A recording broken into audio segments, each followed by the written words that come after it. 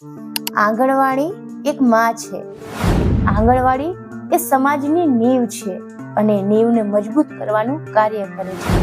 તો આંગણવાડી એ છે જે સરકારના હજારો કામ નીચે દબાયેલી છે, પણ એનું કામ કેટલું મોટું છે, એની જવાબદારીઓ કેટલી મોટી છે. કંઈ પણ બીમારી આવે પકડો આંગણવાડીને, કોઈ પણ ચૂંટણી આવી પકડો આંગણવાડી. આંગણવાડી છે તો માત્ર 5 અક્ષરનું જ નામ, પણ ના જાણે કેટલું એના અંદર સમાવીને બેઠું છે. કેટલી ભાવનાઓ, કેટલી લાગણીઓ, કેટલો બધો પ્રેમ અને કેટલું બધું દર્દ. કહેવામાં તો આંગણવાડી એટલે સરકાર દ્વારા ચલાવવામાં આવતી એક યોજના છે, અને આમાં કામ કરતી કાર્યકર બહેનો એ માત્ર વર્કર જ છે, જે થોડાક પગારમાં પોતાનું જીવન સમર્પિત કરવા માટે તૈયાર થઈ જાય છે. શું આ જ સચ્ચાઈ છે? આની પાછળ બીજું કંઈ નથી? તો ચાલો આજે આંગણવાડી શબ્દનો સાચો અર્થ સમજીએ. આંગણવાડીમાં કામ કરતી કાર્યકર બહેનો એ માત્ર થોડાક જ પગારમાં કામ કરતી કોઈ સાધારણ બહેનો નથી.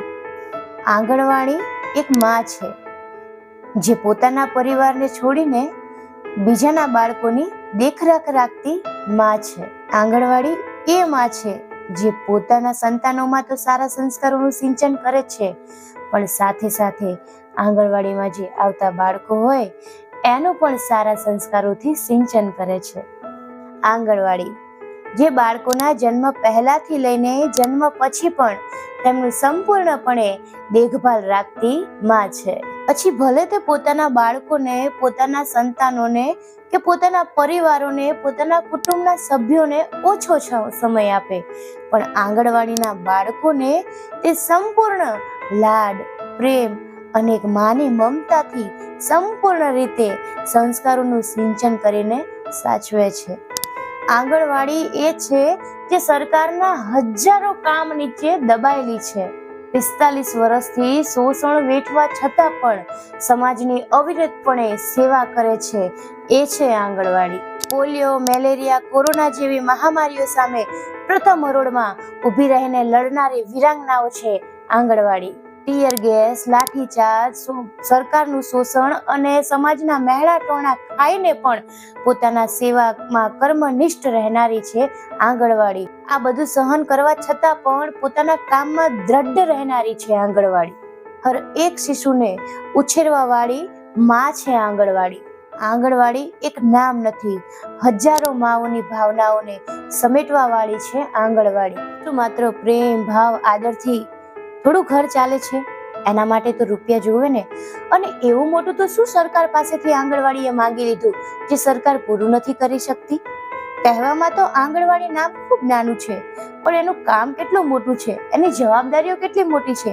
કંઈ પણ બીમારી આવે પકડો આંગણવાડીને, કોઈ પણ ચૂંટણી આવી પકડો આંગણવાડીને, સરકારશ્રીઓ દ્વારા કોઈ પણ જાહેરનામા બહાર પડ્યા પકડો આંગણવાડી. કોઈ પણ કામ હોય, મતદાનનું કામ હોય, સર્વેનું કામ હોય, કોઈ બીમારીઓ હોય તો સીધા જવાનું આંગણવાડી પાસે. તો આવડા નાના પગારમાં શું આટલું મોટું કામ થઈ શકે ખરી? જ્યારે આંગણવાડી પર બાળકો નથી આવતા ત્યારે તેમના ઘરે જઈને તેમના વાલીને સમજાવે છે અને આંગણવાડીએ મોકલવા માટે સમજાવે છે. એ છે આંગણવાડી. જ્યારે લોકડાઉનના સમયમાં બધા પોતપોતાના ઘરમાં આરામથી સૂતા હતા, ત્યારે આ બહેનો ઘરના દરવાજા ખોલીને ઘરની બહાર નીકળીને આ સમાજને સાચવતી હતી, તેમની સેવા કરતી હતી, તેમની જવાબદારીઓ નિભાવતી હતી. અને ના જાણે આ યુદ્ધને લડતા લડતા કેટલી એ બહેનો શહીદ થઈ ગઈ હશે. અને આ બધું કરતા કરતા એ પોતાની જાતને પણ ભૂલી ગઈ, પોતાના પરિવારને, પોતાના બાળકોને, પોતાનો આસપાસ, પોતાના સમાજને પણ ભૂલી ગઈ. જાણે કેટલી યશોદા માતાઓ શહીદ થઈ ગઈ. તમે ક્યારેય વિચાર્યું છે? તમે પોતાની જાતને એક વખત તો આંગણવાડીની જગ્યાએ રાખીને વિચારો. એના દર્દનો તમને પણ અહેસાસ થશે. તમને પણ આંગણવાડીનો સાચો અર્થ ખબર પડી જશે. આમ તો જોવા જઈને તો આંગણવાડી શબ્દનો અર્થ ખૂબ મોટો છે. કલાકોના કલાકો પણ જો હું તમને કહેવા બેસું ને તો પણ કંઈક ના કંઈક તો એમાં છૂટી જ જાય. એટલે આના માટે હું સમજાવી ના શકું. આ ફક્ત તમારે આ ભાવનાઓ મહેસૂસ કરવી પડે. જે લોકો આંગણવાડી વિશે ખરાબ કહે છે અને કહે છે કે અહીંયા તો માત્ર ભ્રષ્ટાચાર જ થાય છે, બહેનો તો બાળકોનું ખાઈ જાય છે, તો એવા લોકોને મારે એટલું જ કહેવું છે કે કે તમે ફક્ત એક જ દિવસ આંગણવાડીની જિંદગી જીવીને તો જુઓ. પણ આંગણવાડી શબ્દનો સાચો અર્થ ખબર પડી જશે, એનો અહેસાસ થઈ જશે કે આંગણવાડી એટલે શું છે. તો આ છે એક આંગણવાડી જે ન જાણે હજારો બાળકોનું સિંચન કરતી હશે, સંસ્કારોથી એને પ્રેમ આપતી હશે. મેં કીધું ને એમ ખોળે બેસાડીને એને ખવડાવતી હશે, જેમાં ઘણા બધા છોકરાઓ નાનેથી મોટા થયા હશે અને જે છોકરું કાલે 3 વર્ષનું હતું એ છોકરું આજે કદાચ 15, 20 કે 25 વર્ષનું થઈ ગયું હશે અને એ પોતાની આંગણવાડી સામે જોઈને ક્યાંક હસતું હશે, ક્યાંક એનું બાળપણ એને ત્યાં વિતાવ્યું હશે અને ક્યાંક એ તેડાગર બહેન અને કાર્યકર બહેનમાં પણ એને પણ પોતાની માં દેખાણી હશે. તો આવી છે એક આંગણવાડી અને આ છે એક આંગણવાડીની કહાની તેમજ આંગણવાડી શબ્દનો સાચો અર્થ.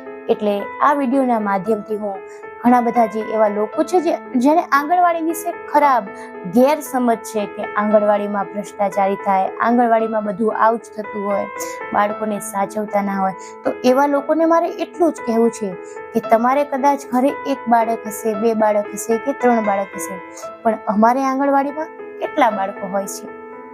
એક નથી હોતા, કોઈને 20 હોય છે, કોઈને 40 હોય છે, કોઈને 50 હોય છે, તો કોઈને 25 હોય છે.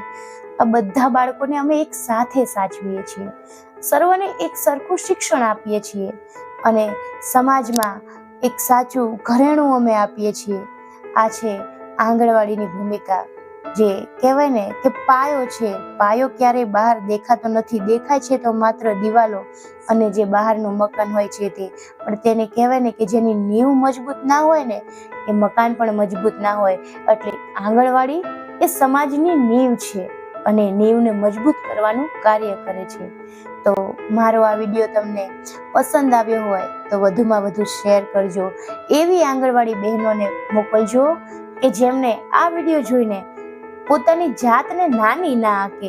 હું કહું છું ને કે આપણું કામ કોઈ નાનું નથી, આપણે સમાજને ખૂબ જ મોટું સમાજે આપણને ખૂબ મોટું કાર્ય સોંપી દીધું છે અને સમાજ ગમે તે આપણને કહે પણ આ કાર્યને આપણે કર્મનિષ્ઠ થઈને નિભાવવાનું છે. જો તમને મારો આ વિડીયો પસંદ આવ્યો હોય તો મારી ચેનલને લાઈક, શેર, સબસ્ક્રાઇબ કરવાનું ભૂલતા નહીં અને નીચે આપેલું બેલ આઇકોનને જરૂરથી પ્રેસ કરજો. તેમજ ખાસ બધી બહેનોને વિનંતી છે કે આજે તો ખાસ તમે કોમેન્ટ કરી અને તમારા વિચારો જણાવજો કે આ વિડીયો સાંભળ્યા પછી તમે કેવું અનુભવ્યું. તો જ્યાં સુધી મળીએ નહીં નવા વિડીયોમાં, ત્યાં સુધી આવજો.